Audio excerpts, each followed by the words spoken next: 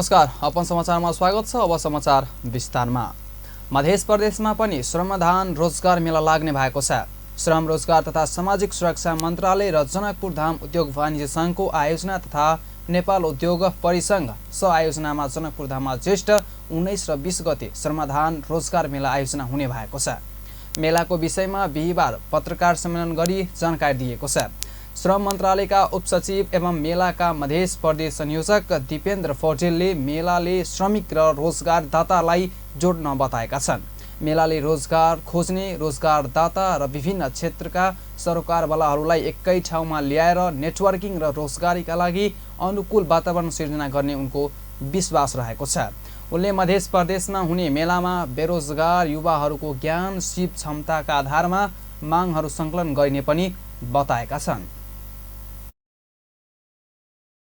खोज्नेहरू, रोजगारदाताहरू र विभिन्न क्षेत्रका सरोकारवालाहरूलाई एकै ठाउँमा ल्याएर यो कार्यक्रमले चाहिँ नेटवर्किङ गर्ने र ब्रिजिङ गर्ने मुख्य उद्देश्य राखेको छ र यसले चाहिँ रोजगारी प्राप्त गर्नको निम्ति एउटा राम्रो वातावरण सिर्जना गर्छ भन्ने उद्देश्यका साथ यो कार्यक्रम हामीले सञ्चालन गर्न गइरहेका छौँ। श्रम तथा यातायात कार्यालय जनकपुर धामका प्रमुख धर्मराज रोकायले यो मेलाले रोजगारदाता र श्रमिकहरूलाई उत्साह बढाएको बताए। मेलामा 35 स्टल राखिनेछ। हालसम्म 30 स्टल बुकिङ भइसकेको बताइएको छ। नेपाल उद्योग परिसंघका मध्य प्रदेश संयोजक प्रमोद शाहले मेलाको उद्देश्य देशमै रोजगारी उपलब्ध गराउने रहेको बताएका छन्। मेला 7 प्रदेशमा हुने गइरहेको छ। कोशी प्रदेशमा बिहिबारबाट सुरु भएको छ। त्यस्तै गण्डकी प्रदेशमा ज्येष्ठ 21 र 22 गते सञ्चालन हुने भएको छ। लुम्बिनी प्रदेशमा बुटवलमा 23 र 24, कर्णाली प्रदेश वीरेन्द्रनगरको सुर्खेतमा ज्येष्ठ 25 र 26, सुदूरपश्चिम प्रदेशको धनगढीमा ज्येष्ठ 27 र 28 गते हुनेछ भने बागमती प्रदेशमा ललितपुर जेठ 29 र 30 गते सञ्चालन हुँदैछ। विराटनगरबाट श्रमदान रोजगार मेलाको शुभारम्भ भएको छ। 7 प्रदेशमा हुने रोजगार मेलाको शुभारम्भ भने विराटनगरबाट भएको हो। कोशी प्रदेशको राजधानी विराटनगरमा बिहिबार र शुक्रबार मेला सञ्चालन हुने भएको छ। बिहिबार प्रधानमन्त्री पुष्पकमल दाहालले उद्घाटन गर्नुभएको थियो। मेलाको उद्घाटन गर्दै प्रधानमन्त्री दाहालले वैदेशिक रोजगारबाट फर्किएकाहरू वा नेपालमै रहेको श्रम सिप र अनुभवको उपयोग गरी उद्यमशीलता विकास गर्न तथा रोजगारीको माग र आपूर्तिको विषयमा काम गर्न रोजगार बैंकको अवधारणा रहेको सरकारले कार्यान्वयनमा ल्याएको पनि बताउनुभयो। उहाँले 1 लाख रिटर्नीहरूलाई उनीहरूको ज्ञान, पुँजी, सिप र प्रविधि क्षमता अनुसारको रोजगारी सुनिश्चित गर्न सरकारले बजेटमा आवश्यक प्रबन्धन गरेको पनि जानकारी दिनुभयो। उहाँले दृढ इच्छा शक्तिका साथ लाग्ने हो भने केही वर्षभित्रै नेपाललाई बदल्न सकिने पनि विश्वास व्यक्त गर्नुभयो। हाम्रो प्रकृतिले दिएका थुप्रै सम्पदाहरू, साधनहरू, हाम्रो मानवीय श्रम शक्ति, हरेक दृष्टिकोणले नेपाल सम्भावना भएको देश हो।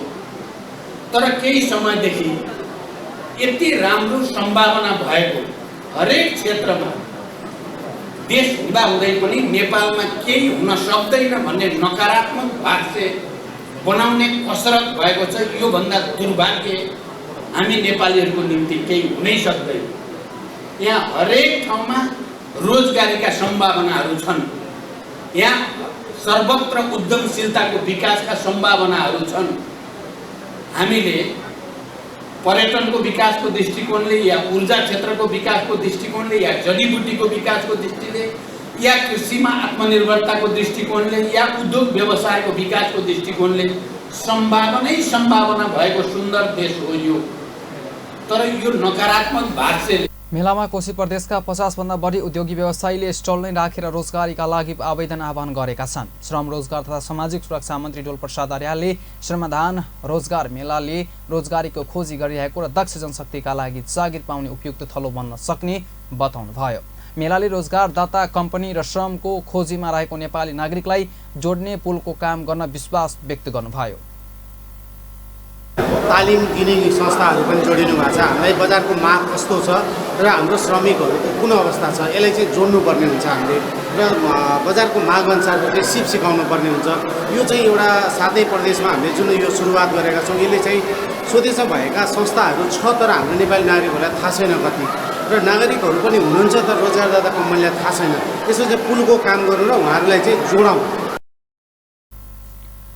प्रदेशकै करिब 70% उद्योग व्यवसाय भएको सहर विराटनगरमा आयोजित मेला रोजगारी खोजी गरिरहेका जनशक्ति र श्रमिक खोजी गर्ने उद्यमीहरू बीचको सङ्गम स्थल बन्न सक्ने अनुमान छ। मेलामा सहभागी भएर आफ्नो योग्यता, सिप तथा क्षमता अनुसारको रोजगारीका लागि आवेदन दिन समेत अपील गरिएको छ। प्रधानमन्त्री पुष्पकमल दाहालले मध्य प्रदेशमा केन्द्रीय सत्ता समीकरणकै आधारमा सरकार निर्माण हुने बताउनु भएको छ। बिहिबार विराटनगरमा सञ्चारकर्मीहरूसँग कुरा गर्दै उहाँले यस्तो बताउनु भएको छ। उहाँले केन्द्रको समीकरणभन्दा बाहिर गएर मध्य प्रदेशमा पनि अर्को सरकार नबन्ने दावी गर्नुभयो। उहाँले नेकपा एकीकृत समाजवादीका अध्यक्ष माधव कुमार नेपाल, प्रमुख प्रतिपक्ष दल नेपाली काङ्ग्रेस सहितको बैठकमा सहभागी हुनुलाई असहज रूपले नलिएको बताउनु भएको छ। उहाँले अध्यक्ष नेपाल पहिलो बाटै कहिले यता कहिले उता जोड्ने जस्तो देखिए पनि अहिलेको समीकरणमा भन्दा बाहिर नजाने स्पष्ट रहेको बताउनुभयो।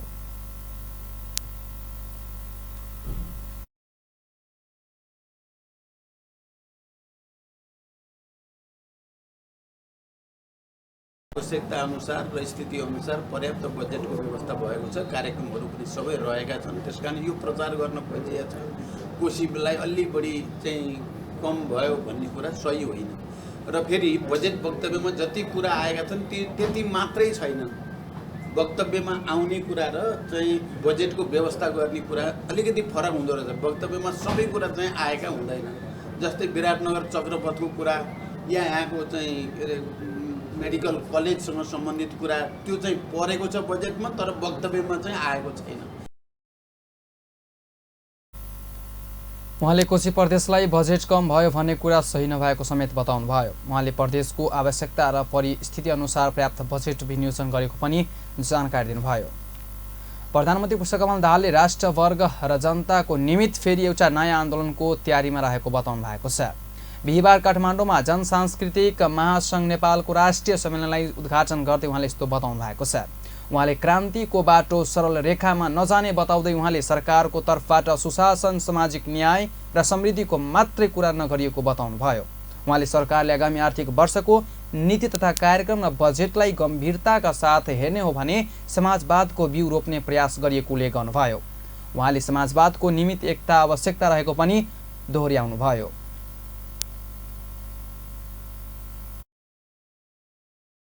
अहिले हेर्नुभयो भने सरकारको तर्फबाट पनि खालि सुशासन, सामाजिक न्याय र समृद्धिको मात्रै कुरा गरिएको छैन। भर्खरै अघि सारिएको नीति कार्यक्रमलाई सरकारको नीति कार्यक्रमको रूपमा जो आएको छ त्यसलाई तपाईहरुले गहिरो गरी हेर्नुभयो भने या हिजो मात्रै प्रस्तुत भएको बजेटलाई तपाईहरुले अस्ति मात्रै प्रस्तुत भएकोलाई राम्रोसँग हेर्नुभयो भने त्यहाँ समाजवादका भ्रूणहरू, समाजवादको बिउ रोप्ने प्रयास गरिएको छ। त्यसकारण के कुरा सत्य हो भने समाजवादको निम्ति प्रधानमन्त्री दाहालले समानतावादी संस्कृतिले खडा गरेको रूढिवाद, अन्धविश्वास र अन्धभक्तिलाई पाखा लगाएर समाजवादी संस्कृतिको जग बसाल्नु पर्नेमा जोड दिनुभयो। समाजवादी सांस्कृतिक आन्दोलनलाई उठाउन सामाजिक रूपान्तरण आवश्यक भएको पनि बताउनुभयो। अब सानो व्यावसायिक विश्रामपछि बाँकी समाचार। धुलो र पोल्युसनले मेरो अनुहारको चमक नै हराइसक्यो। तपाईलाई चाहिन्छ गोट मिल्कले समृद्ध Parachute skin pure goat milk face wash, जसले तपाईको मुहारलाई बनाउँछ चम्किलो र उज्यालो। Parachute skin pure goat milk brightening face wash orange र एलोभेरा भेरिएन्ट्समा पनि उपलब्ध छ।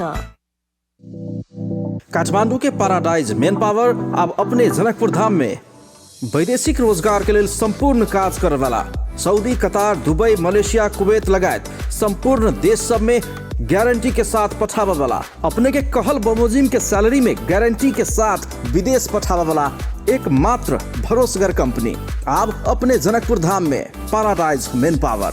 अब विदेश जाए के लिए करावा वाला संपूर्ण कार्य सब के लिए काठमांडू ने जाए पड़त अपने जनकपुर धाम में आबि गेल पैराडाइज मैन पावर। जाए के लागि जे आम पब्लिक सब थे काठमांडू जाकर घंटों लाइन में लागे पड़े छे इंटरव्यू के लागि और 10-15 हजार रुपया खर्चा हो छे।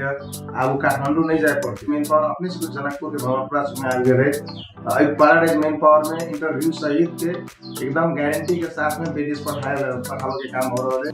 विस्तृत जानकारी के लिए संपर्क करिए Paradise International Private Limited, branch office Janakpur Dham, Bhramarpura Chowk, Parikrama सडक।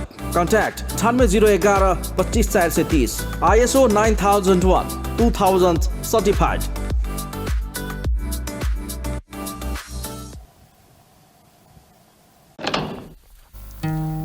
एक्जामको प्रिपेरेसन गरेर होला भने त केही सम्झ यार यसलाई, केही कुरै सुन्दैन मेरो। काका एक्जामको प्रिपरेसन रिल्याक्स, मैले लास्ट विक नै वायनेटको वाय सिक्योर राखिसके। विश्रामपछि पुनः समाचारमा स्वागत छ। अब बाँकी समाचार। बेरुजलाई शीघ्र फर्स्यौट गरी आर्थिक अनुशासन र वित्तीय सुशासन उत्तरदायित्वको सुनिश्चित गर्ने गरी रणनीतिक कार्ययोजनाको मस्यौदा तत्काल समितिमा पेश गर्न संसदीय समितिले निर्देशन दिएको छ। बिहिबार बसेको सार्वजनिक लेखा समिति बैठकले महालेखा परीक्षकको कार्यालयलाई यस्तो निर्देशन दिएको छ। समिति बैठकमा बोल्दै समिति सभापति ऋषिकेश पोखरेलले महालेखा परीक्षकको कार्यालयलाई हरेक वर्ष बेरोजको अंश बढ्दै गइरहेको अवस्थाले राष्ट्रिय स्तरमा मात्र नभई अन्तर्राष्ट्रिय स्तरमै वित्तीय अराजकताको सन्देश प्रभाव भएको भन्दै यस्तो निर्देशन दिनुभयो। उहाँले आर्थिक गतिविधि तथा वित्तीय उत्तरदायित्व ऐन 2076 लाई दफा 37 मा प्रारम्भिक लेखा परीक्षकको प्रतिवेदनमा उल्ल्याएका बेरुजका सम्बन्धमा बेरुजको सूचना प्राप्त भएको 35 दिनभित्र र उक्त अवधिभित्र फर्स्यौट तथा सम्प्रेक्षण गराउन नसक्ने मानसिव माफियाको कारण भए 1 महिनासम्म म्याद थप गर्न सक्ने प्रावधानलाई प्रभावकारी रूपमा कार्यान्वयन गर्न पनि निर्देशन दिनुभयो।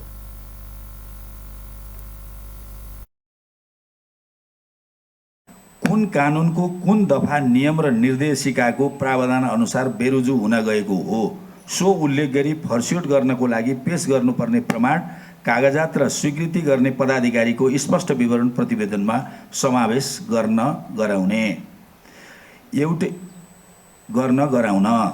एउटै विषयमा लेखा परीक्षण पदाधिकारी कसैले बेरुजु उठाउने र कसैले नउठाउने प्रवृत्ति अन्त्य गर्न र बेरुजु उठाउने कार्यमा एकरूपता कायम गर्न गराउन, आगामी दिनमा लेखा परीक्षण मापदण्डलाई अनिवार्य पालना गरी मनोगत आधारमा बेरुजु उठाउने कार्यलाई नियन्त्रण गर्न गराउन, संविधान र प्रचलित कानुन बमोजिम औचित्यको आधारमा उठाउने बेरुजुहरू वस्तुगत आधारमा मात्र उठाउने प्रणाली स्थापित गर्ने, कार्यकुशलता र प्रभावकारिताको आधारमा परीक्षण गर्दा सूचकहरूको प्रयोगको आधारहरू स्पष्ट गरेर मात्र उल्लेख गर्न गराउने। समितिले निश्चित बजेट भएको कार्यालयको लागि बेरुज उठाउँदा सो बजेटभन्दा बढी नहुने गरी जुन कार्यको लागि बजेट खर्च गरिएको हो सो कुरा स्पष्ट गरेर मात्रै राख्न निर्देशन दिएको छ। महालेखा परीक्षकले गरेको सरकारका निकायहरूको लेखा परीक्षण नागरिकप्रति जवाबदेही हुनुपर्ने सांसदहरूले बताएका छन्। बिहिबार प्रतिनिधि सभा अन्तर्गतको सार्वजनिक लेखा समिति बैठकमा बोल्दै अधिकांश सांसदहरूले नागरिकले तिरेको कर राज्यका निकायले खर्च गर्ने भएकाले लेखा परीक्षण नागरिकप्रति जवाबदेही हुनुपर्ने आवश्यकता रहेको बताएका हुन्। सांसदहरूले कसैले दान गरेर दिएको रकमको भन्दा पनि नागरिकले तिरेको करको लेखा परीक्षण भएकाले नागरिकप्रति जवाबदेही हुनुपर्नेमा जोड दिए। समितिमा नेकपा एमालेका सचिव योगेश भट्टराईले दान गरेर दिएको रकमको भन्दा पनि नागरिकले तिरेको करको लेखा परीक्षण भएकाले नागरिकप्रति जवाबदेही हुनुपर्ने बताउनुभयो। कर हिनामिना भए नभएको खोज्न र जानकारी पाउनु नागरिकको अधिकार भएको समेत बताउनुभयो।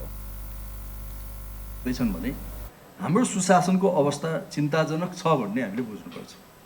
त्यसैले यो चिन्ताजनक अवस्थामा छ हाम्रो सुशासनको अवस्था। त्यसकारणले नै आन्तरिक राजस्व जति उठाउने लक्ष्य राखेको छ अस्तिको बजेटमा त्यति बराबरकै बेरोजु पुगेको अङ्क पुग्यो भनेपछि त। समितिमा बोल्दै नेपाली काङ्ग्रेसका सांसद अर्जुन नरसिंह केसीले मुलुकको अर्थतन्त्रको वास्तविक अवस्था विश्लेषण गर्न नसक्दा भयावह हुने अवस्था रहेको बताउनुभयो। 42% पर्छ र त्यो 42% को 21% 12% चाहिँ नि अहिले के छ भनेदेखि बेरुजु छ। तपाईँ इन टोटालिटी नेसनल पिक्चर हेर्नुहोस् त 42 र 21 चाहिँ 63% होल नेसनल इकोनोमीमा यसले के असर पर्छ र हामी कुन स्थितिमा झराता लान्छौँ भन्ने कुरा हामीले समयमा बुझ्न सकेनौँ भने यसले। राष्ट्रिय स्वतन्त्र पार्टीका सांसद मनिष झाले मधेसमा एडभान्समा पेस्की लिन थालेको बताउनुभयो। उहाँले कसले र किन लिन्छ सबैलाई थाहा भए पनि कुनै कारबाही हुन नगरेको बताउनुभयो। उहाँले मध्य प्रदेशका स्थानीय तह लगायत देशभरका स्थानीय तह कार्यालयहरूमा महालेखा परीक्षक कार्यालयबाट लेखा परीक्षण गर्न जाने कर्मचारीहरूको लागि पनि बजेट छुट्याउने गरेको बताउनुभयो।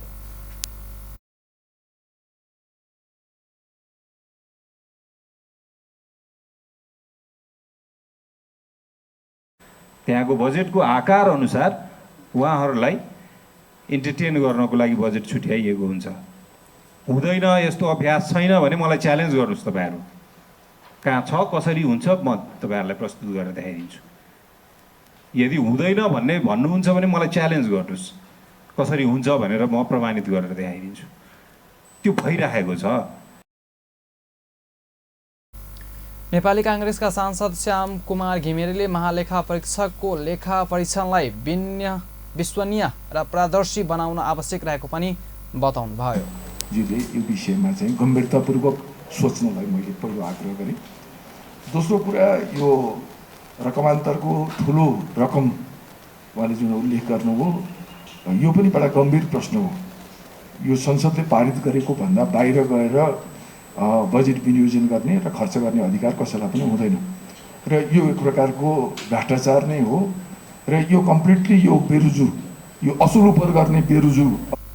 सांसद डाक्टर अमरेश कुमार सिंहले महालेखा परीक्षक कार्यालयका कर्मचारीहरूले स्थानीय तहहरूमा लेखा परीक्षण गर्न जाँदा छुट्टै बजेट नछुट्याए बेरुज देखाइदिने गरेको बताउनुभयो। महालेखा परीक्षक जाँदाखेरि त्यही नगरपालिकाको मासु खाने, त्यसैको दारू खाने र त्यही अनुसार अडिट गरिदिने। त्यस कारण व्यावहारिक पहलु। तेस्रो कुरा म बताउँछु कि यसको कानुनी प्रावधान जुन छ कि जसले बेरुजी गर्छ त्यसबाट ऊ असुल उपर गर्ने, तर आजसम्म कसैसँग भएछ?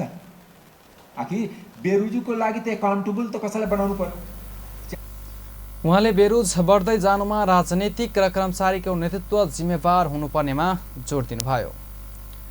प्रस्तावित नेपाल विश्वविद्यालयमा कुलपतिलाई कार्यकारिणी प्रमुख बनाउनु पर्नेमा सांसदहरूले जोड दिएका छन्। बिहिबार प्रतिनिधि सभा अन्तर्गतको शिक्षा स्वास्थ्य तथा सूचना प्रविधि समितिको बैठकमा बोल्दै सांसदहरूले नेपाल विश्वविद्यालयमा कुलपतिलाई कार्यकारिणी भूमिका दिनुपर्नेमा जोड दिएका हुन्।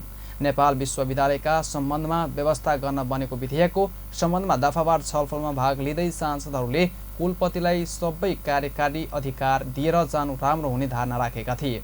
बैठकमा बोल्दै नेपाली काङ्ग्रेसका सांसद बद्री प्रसाद पाण्डेले कुलपति, सहकुलपति र उपकुलपति हुँदा एकले अर्कोलाई देखाउने परिपाटीका कारण प्रभावकारी रूपमा विश्वविद्यालय सञ्चालन हुन नसकेको भन्दै विश्वविद्यालयमा कुलपतिलाई कार्यकारिणी बनाउनु पर्नेमा जोड दिनुभयो। उहाँले कुलपतिलाई सेरोमोनियल बनाएर उपकुलपतिलाई कार्यकारिणी बनाउने पुरानो परम्पराको अन्त्य गर्नुपर्नेमा जोड दिनुभयो। र खुला प्रतिस्पर्धाबाट पनि ल्याउन खोज्यौँ। त्यसो हुँदाखेरि चाहिँ कुलपतिलाई नै कार्यकारी बनाउँदाखेरि के फरक पर्छ? किनकि हामीले विगतमा पदै बनाएका कुलपतिहरू र पछि नियुक्ति गरी राष्ट्रिय स्वतन्त्र पार्टीकी सांसद डाक्टर तोसीमा कार्कीले विश्वविद्यालयमा धेरै पदाधिकारी राख्नु नहुने बताउनुभयो। उहाँले कुलपतिलाई कार्यकारिणी भूमिका दिएर जानुपर्नेमा मत राख्नुभयो। पदाधिकारीहरू यस्तो यस्तो परिकल्पना गऱ्यौँ हैन, संरचना यस्तो बनायौँ, यो चाहिँ आवश्यक छ र this can be something to learn भनेर अरू युनिभर्सिटीहरूलाई देखाउन साँच्चै हामीले चाहेका हौँ भने हामीले एउटा हिम्मत चाहिँ गर्नुपर्छ। धेरै अनावश्यक रूपमा पदाधिकारीहरू मात्र हामीले यो मात्रै पोजिसनहरू मात्र क्रिएट नगरिकन थोरै पोजिसन थोरै पोस्टमा चाहिँ धेरै काम हुन सक्ने गरिकन यो। त्यस्तै नेकपा माओवादी केन्द्रका सांसद देवेन्द्र पौडेलले विश्वविद्यालयको कुनै पनि पद सेरोमोनियल हुनु नहुने बताउनुभयो। उहाँले कुलपति उपकुलपतिदेखि विश्वविद्यालयका सबै पदको जिम्मेवारी परिभाषित गरिपर्ने धारणा राख्नुभयो। पनि भोलि नहुन सक्छ, त्यो कुरा चाहिँ म यहाँ राख्न चाहे खालि प्रसङ्गवश। अब दोस्रो, यो 4 प्रकृतिका मात्रै विश्वविद्यालयमा लिडरसिप राख्दा हुन्छ। एउटा होल लिडरसिप कुलपतिको कुरा उठ्यो, खुला प्रतिस्पर्धाद्वारा योग्य व्यक्ति। शिक्षा विज्ञान तथा प्रविधि मन्त्रालयका सचिव दीपक काफ्लेले सरकारले ल्याएको यस विधेयकमा कुलपतिलाई मर्यादित पदको रूपमा राखिएको भन्दै कुलपतिको व्यवस्था गरेर जानु राम्रो हुने बताउनुभयो। कहिलेकाहीँ डर र भर भन्ने भाषा प्रयोग गर्छौँ हजुर। कोही छैन भने पनि फलानु छ भनेपछि एउटा डरमा काम गर्ने, कोही भएन भने फलानु छ भनेपछि भर पनि मान्ने। त्यो हिसाबमा कुलपति चाहिँ यो विश्वविद्यालयको प्रमुख हो मात्रै भनिएको छ। प्रमुख हो भनिसकेपछि यो पिल्लर हो, त्यसले चाहिँ आवश्यकता अनुसार संरक्षण गर्छ भन्ने हिसाबमा यहाँ देखिन्छ। अब हजुरहरूले निष्कर्ष पुर्याउने कुरामा चाहिँ अब त्यसमा हाम्रो छुट्टै छैन। अब मैले त फेरि पनि दोहोऱ्याउनुपर्छ, म त सरकार। त्यसैगरी डाक्टर सूर्यराज आचार्यले उच्च शिक्षाको व्यवस्थापन मन्त्रालयका विभागहरू चलाउने जस्तो संरचना बनाइएको भन्दै आगामी दिनमा त्यस्तो प्रवृत्तिको सुधार गर्नुपर्ने बताउनु भयो। उहाँले विश्वविद्यालयमा प्राज्ञिकता भन्दा प्रशासनिक शक्ति बढी हावी हुने गरेको पनि बताउनु भयो। विश्वविद्यालयहरूको यस्तो ड्राफ्टहरू चाहिँ हाम्रो राज्य संयन्त्रबाट भएको छ। त्यो विश्वविद्यालयमा जान सक्ने उपकुलपतिहरूलाई हामीले पहिले कन्सल्ट गरेर अथवा त्यहाँ जाने प्राध्यापकहरू डिनहरूको पहिले गरेर हामीले गरेका छैनौँ। त्यसै भएर सांसदहरू तथा विज्ञहरूको मतान्तरणका बीच समितिले भने विश्वविद्यालयमा कुलपति सहितको पदाधिकारी रहने व्यवस्थालाई पारित गरेको छ। समितिले पारित गरेको व्यवस्था अनुसार नेपाल विश्वविद्यालयमा कुलपति, उपकुलपति, रजिस्ट्रार, डिन र निर्देशक गरी 5 जना पदाधिकारी रहने भएका छन्। विश्वविद्यालयको कार्यकारिणी भूमिकाको रूपमा उपकुलपति नै रहने बताइएको छ। संवैधानिक परिषद काम कर्तव्य अधिकार र कार्यविधि सम्बन्धी ऐन 2066लाई संशोधन गर्न बनेको विधेयक संसदीय समितिबाट पारित भएको छ। बिहिबार सिंहदरबारमा बसेको राज्य व्यवस्था तथा सुशासन समितिको बैठकले विधेयक परिमार्जन सहित पारित गरेको छ। बैठकमा समिति सभापति रामहरि खतिवाटाले संवैधानिक परिषद काम कर्तव्य अधिकार र कार्यविधि सम्बन्धी ऐन 2066लाई संशोधन गर्न बनेको विधेयक पारित भएको जानकारी समितिलाई गराउनु भएको थियो। परिषदको बैठकमा कुनै सदस्य उपस्थिति हुन नसक्ने कारण सहितको जानकारी बैठक बस्ने समयभन्दा 24 घण्टा अगावै अध्यक्षलाई जानकारी गराउनु पर्ने प्रावधान राखिएको छ।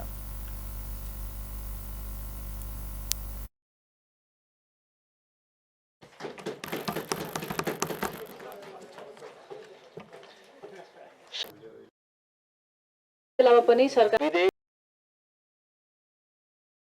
ऐन 2066लाई संशोधन गर्न पर्नेको विधेयक परिमार्जन सहित पारित गरिदिनु हुन अनुरोध गर्दछु। बैठकमा बोल्दै सञ्चार तथा सूचना प्रविधि मन्त्री रेखा शर्माले संवैधानिक परिषद काम कर्तव्य अधिकार र कार्यविधि सम्बन्धी ऐन 2066लाई संशोधन गर्न बनेको विधेयकमा समितिले गरेको काममा सरकारले अन्यथा नलिने बताउनु भयो।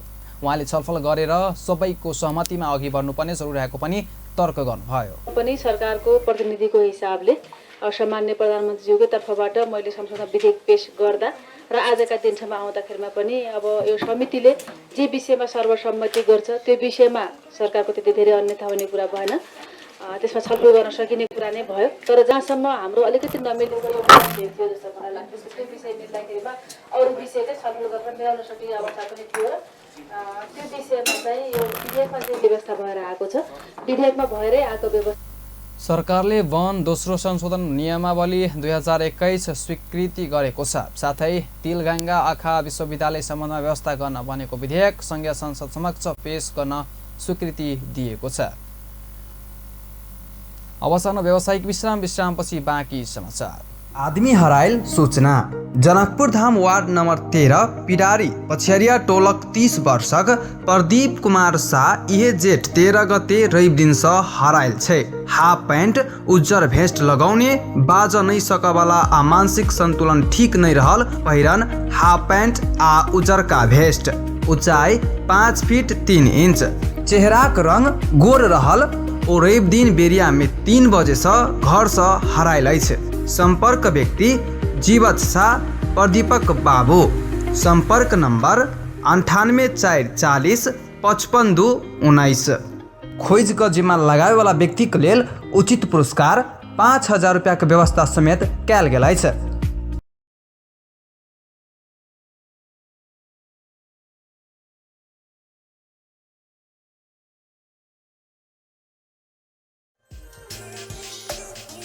New Parachute Sun Protect Green, enriched with natural saffron extracts. It blocks 98% of harmful sun rays and creates a personal sunshade that always travels with you. Parachute Skin Pure Sun Protect with SPF. Vaseline को glycerine र jelly formula त्वचाको 10 layer भित्र गई सुक्खापनलाई फेरि आउनबाट रोक्दछ। नियमित रूपमा Vaseline प्रयोग गर्नुहोस्, सुक्खापनलाई टाढा राख्नुहोस्। विश्रामपछि पुनः समाचारमा स्वागत छ। अब बाँकी समाचार। राष्ट्रपति रामचन्द्र पौडेलले स्विजरल्यान्ड र जर्मनीको भ्रमण गर्नुहुने भएको छ। बिहिबार सिंहदरबारमा बसेको मन्त्री परिषदको बैठकले राष्ट्रपति पौडेलको जर्मनी र स्विजरल्यान्डको भ्रमण गर्न स्वीकृति दिएको छ। ज्येष्ठ 31 गते स्विजरल्यान्डको जेनेभामा आयोजना हुने अन्तर्राष्ट्रिय श्रम सम्मेलनको 112औं अधिवेशनमा भाग लिन र पश्चात संघीय गणतन्त्र र जर्मनीको भ्रमण कार्यक्रम रहेको हुनाले भ्रमण कार्यक्रम स्वीकृत गर्ने निर्णय गरेको सरकारका प्रवक्ता एवं सञ्चार तथा सूचना प्रविधि मन्त्री रेखा शर्माले जानकारी दिनुभयो। त्यस्तै सरकारले नेपाल न्याय सेवातर्फको राजपत्राङ्कित विशिष्ट श्रेणीको पदमा खेमराज ग्वाली, यम बहादुर बुढा मगर, मद्रकाली पोखरेललाई बढुवा नियुक्ति गरी क्रमशः नायब महान्यायाधिवक्ता, न्याय परिषदको सचिव र सर्वोच्च अदालतको रजिस्ट्रार पदमा पदस्थापना गरेको छ। बहादुर बुढा मगर र श्री भद्रकाली पोखरेललाई बढुवा नियुक्त गरी क्रमशः नायब महान्यायाधिवक्ता, न्याय परिषद सचिव र सर्वोच्च अदालत रजिस्ट्रार पदमा पदस्थापन गर्ने भन्ने निर्णय भएको छ। त्यसै गरेर परराष्ट्र मन्त्रालयको प्रस्तावमा सम्माननीय राष्ट्रपति श्री रामचन्द्र पौडेलज्यूको नेपाली प्रतिनिधिमण्डलको नेतृत्व गर्दै मिति 2081 जेठ 31 गते स्विजरल्यान्डको जेनेभामा आयोजना हुने अन्तर्राष्ट्रिय श्रम सम्मेलनको 112औं अधिवेशनमा भाग लिन र सो पश्चात संघीय गणतन्त्र जर्मनीको भ्रमण कार्यक्रम। सरकारले वन दोस्रो संशोधन नियमावली 2021 स्वीकृति गरेको छ। साथै तिलगङ्गा आँखा विश्वविद्यालय सम्बन्धमा व्यवस्था गर्न बनेको विधेयक संघीय संसद समक्ष पेश गर्न स्वीकृति दिएको छ। अर्थमन्त्री वर्षमान पुनले नीतिगत अस्थिरता कम गर्न थोरै क्षेत्रमा मात्रै करका दरहरू हेरफेर गरिएको बताउनु भएको छ।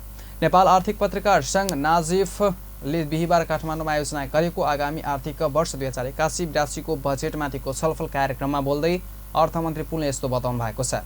उहाँले वर्तमान मुलुकको अर्थतन्त्रलाई चल्यमान बनाउँदै नीतिगत स्थिरता समेत दिने गरी आगामी आर्थिक वर्षको बजेट आएको बताउनुभयो। उहाँले सरकारले सार्वजनिक पक्षलाई जोड दिँदै सोही प्रतिबद्धता अनुसार नै बजेट ल्याएको उल्लेख गर्नुभयो। उहाँले मुलुकमा सरकार र अर्थमन्त्री परिवर्तन भए पनि सरकारको नीति बृहत्तर सोचमा परिवर्तन नआउने गरी बजेट ल्याइएको जानकारी दिनुभयो। उहाँले नयाँ चरणको आर्थिक सुधार गर्न साझा सोचबाट बजेट आएको भन्दै बृहत् छलफलबाट सोच निर्माण गरी कार्यान्वयन गर्न प्रतिबद्धता समेत जनाउनुभयो। र हामी नयाँ चरणको आर्थिक सुधार गरौँ जहाँ साझा सोचबाट गरौँ भन्ने नै यहाँनिर छ। मेरो एक्लै सोच, यो अहिलेको सरकारको एक्लै सोचबाट होइन, बृहत्तर अन्तर्क्रियाबाट एउटा सोच निर्माण गरौँ। त्यो कति उहाँले बजेट सबैले बजेट सन्तुलन आएको भन्दा आफू सरप्राइज भएको बताउनुभयो। उहाँले बजेटमा फरक फरक धारणा आउन स्वाभाविक भएको पनि बताउनुभयो। उहाँले अधिकांश क्षेत्र प्रतिपक्ष दलहरूको सकारात्मक प्रतिक्रिया आएको भन्दै खुसी व्यक्त समेत गर्नुभयो। को रूपमा छ। म एउटा निश्चित विचारबाट प्रभावित अर्थमन्त्री छु, प्रधानमन्त्री या मन्त्रीहरू हामी निश्चित विचारका छौँ भन्दा होल देशकै विचार त्यहाँ आओस्, सोचहरू आओस्, त्यहाँ फेरि निजी क्षेत्र चाहिँ छुटिरहेको छ, एउटा साझा सोच बनोस्। बस्नुको अप्ठ्यारो फरक हुन्छ। मञ्चमा बस्ने साथीहरूले विभिन्न प्रश्न उठाइरहेको छ, सबैले बोल्न सोचेका कुरा अघि नै सकिसकेका हुन्छ, एउटा मुड बनाएर आएको हुन्छ र त्यहाँ विभिन्न प्रश्नहरू उठ्दै गर्दा चाहिँ मुडहरू पनि चेन्ज हुन्छ। तथ्यमा आधारित भएर बजेट बनाउँदा अधिकांश क्षेत्र सरकारले यसको स्वीकार गरेको बताउनुभयो। उहाँले बजेटले उत्पादन तथा उद्योगलाई संरक्षण गर्नेतर्फ ध्यान दिएको पनि बताउनुभयो। उहाँले सूचना प्रविधिमा प्राथमिकता राखेर निःशुल्क कार्यालय दिने जस्ता कार्यक्रम ल्याएको पनि बताउनुभयो। उहाँले निजी क्षेत्रले यसमा साथ दिएर कार्यक्रमलाई सफल बनाउन आवश्यक रहेको पनि जानकारी दिनुभयो। नेपाल राष्ट्र बैंकका डेपुटी गभर्नर बम बहादुर मिश्रले बजेटमा घोषणा गरेको अनुसार सहुलियतपूर्ण कर्जाको नीतिलाई मौद्रिक नीति मार्फत पुनः संरचना गर्ने बताउनु भएको छ। बिहिबार काठमाडौँमा नेपाल आर्थिक पत्रकार सङ्घ नाफिजले आयोजना गरेको बजेटमा समावेश भएका विषयहरूमा अन्तर्क्रिया कार्यक्रममा बोल्दै यस्तो बताउनु भएको छ। उहाँले सहुलियतपूर्ण कर्जाबाट धेरै मात्रामा महिला उद्यमीहरूले कर्जा पाइरहेको र कृषकहरूले कर्जा पाइरहेको अवस्थामा अहिले केही फरक पर्न गएको भए पनि बजेट रकम तोकेर आएको सन्दर्भमा सहुलियतपूर्ण कर्जालाई समन्वय गरी कसरी परिवर्तन गर्ने बताउनुभयो। उहाँले आगामी दिनमा संशोधन गरी बजेटमा उल्लेख भएको कुरा तत्काल कार्यान्वयनमा लैजानुपर्ने बताउनुभयो।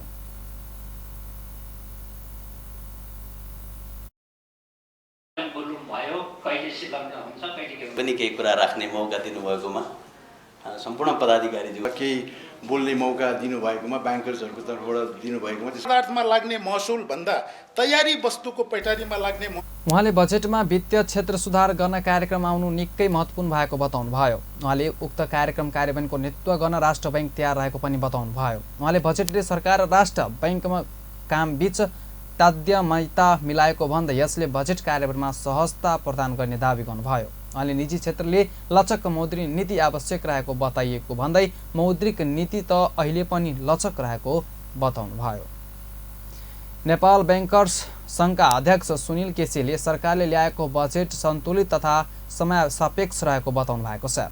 बिहिबार काठमाडौँमा नेपाल आर्थिक पत्रकार सङ्घ नाफिजले आयोजना गरेको बजेटमा समावेश भएका विषयहरूमा अन्तर्क्रिया कार्यक्रममा उहाँले यस्तो बताउनु भएको छ। उहाँले अर्थतन्त्रमा देखिएको समस्या र विषम परिस्थितिका बीच पनि सरकारले सन्तुलित तथा समय सापेक्ष बजेट आउनु सकारात्मक भएको टिप्पणी गर्नुभयो। उहाँले पर्यटन, जलविद्युतीय, स्टार्टअप, सूचना प्रविधि लगायत प्रचुर सम्भावनाका क्षेत्रलाई पहिचान गरी प्राथमिकताका साथ बजेट छुट्याउनु राम्रो पक्ष भएको उल्लेख गर्नुभयो। अध्यक्ष केसीले पर्यटन, जलविद्युतीय, स्टार्टअप, सूचना प्रविधि लगायतका क्षेत्रमा प्राथमिकता साथ बजेट छुट्याउनु बैंकिङ क्षेत्रलाई फाइदा हुने विश्वास व्यक्त गर्नुभयो।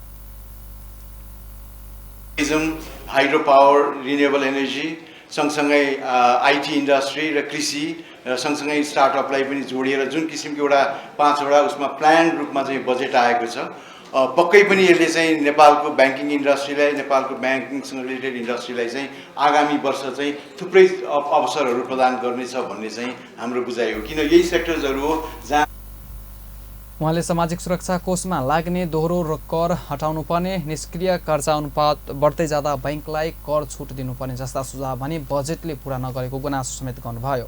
उहाँले सरकारी अफिस, मालपोत तथा कर कार्यालय बैंकिङ प्रणालीमा जोड्ने बजेटको उद्देश्य स्वागत योग्य भएको भन्दै नीतिका कारण बैंकको लागत पनि कम हुने अपेक्षा गरिएको बताउनुभयो। क्रिकेटर सन्दीप लामिछानेलाई अमेरिकाले फेरि पनि भिसा दिन अस्वीकार गरेको छ। परराष्ट्र मन्त्रालयले पठाएपछि अन्तर्वार्ताका लागि बोलाएको पनि दूतावासले उनलाई भिसा दिन अस्वीकार गरेको हो। नेपाली क्रिकेट समर्थकहरूले उनलाई भिसा दिनुपर्ने माग राख्दै सामाजिक सञ्जाल तथा सडकबाट दबाव सिर्जना गर्दै आएका छन्। यो सँगै उनको विश्वकप खेल्न जाने सम्भावना अब सकिएको छ।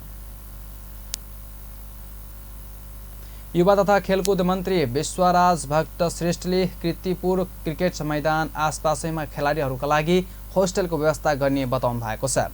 बिहिबार कीर्तिपुर क्रिकेट मैदानको निरीक्षण एवं अवलोकनका लागि कीर्तिपुर पुग्नुभएका उहाँले यस्तो बताउनु भएको छ। उहाँले अन्य देशहरूमा मुख्य मैदान आसपासै खेलाडीहरूका लागि होस्टेलको व्यवस्था गरिएको हुने भन्दै नेपालले पनि सोही अनुभवबाट सिक्दै खेल मैदान आसपासको क्षेत्रमा नै खेलाडी आवास निर्माण गर्न होस्टेल व्यवसायी सङ्घ हानसँग आग्रह गर्ने बताउनुभयो। यसैले खेलाडीहरूलाई मैदानमा अभ्यास गर्न जान पनि सहज हुने उहाँको विश्वास छ। उहाँले फ्लड लाइट जडानको कुरा केही प्राविधिक र प्रशासनिक त्रुटिका कारण रोकिरहेको भन्दै आगामी आर्थिक वर्षका लागि 20 करोड रुपियाँ छुट्याइएको बताउनुभयो।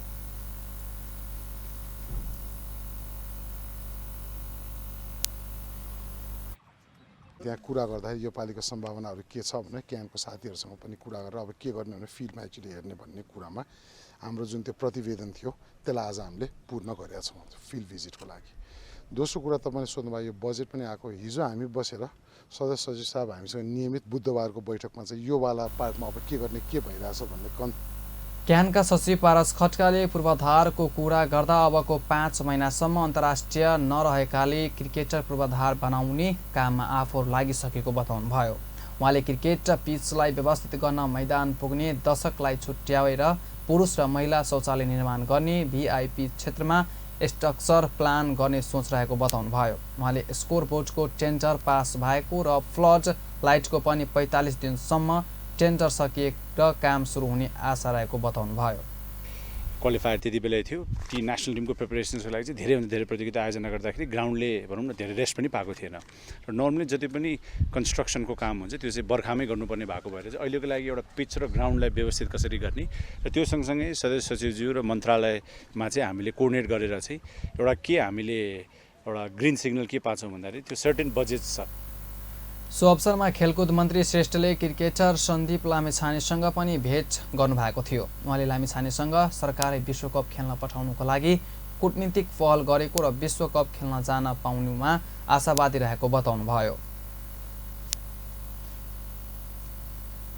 नेपालले आइसिसी टी20 विश्वकप 2024 मा भाग लिँदैछ, जसका लागि नेपाल 1 महिना अघि नै अमेरिका र वेस्ट इन्डिज पुगेर त्यहाँका विभिन्न क्लब र विश्वकप अगाडिको खेलहरू खेलिसकेको छ। नेपालले विश्वकपको वार्म अप यसअघि क्यानाडासँग खेलिसकेको छ भने अमेरिकासँग आज खेल्दैछ। विश्वकप जुन 2 तारिकबाट अमेरिका र वेस्ट इन्डिजमा सुरु हुँदैछ, जसमा नेपालले भने जुन 4 मा नेदरल्यान्डसँग खेलेर विश्वकपको सुरुवात गर्नेछ। हस्त यतिकै पलपल खबर तेज नजर हेर्नुला अपन टेलिभिजन। नमस्कार।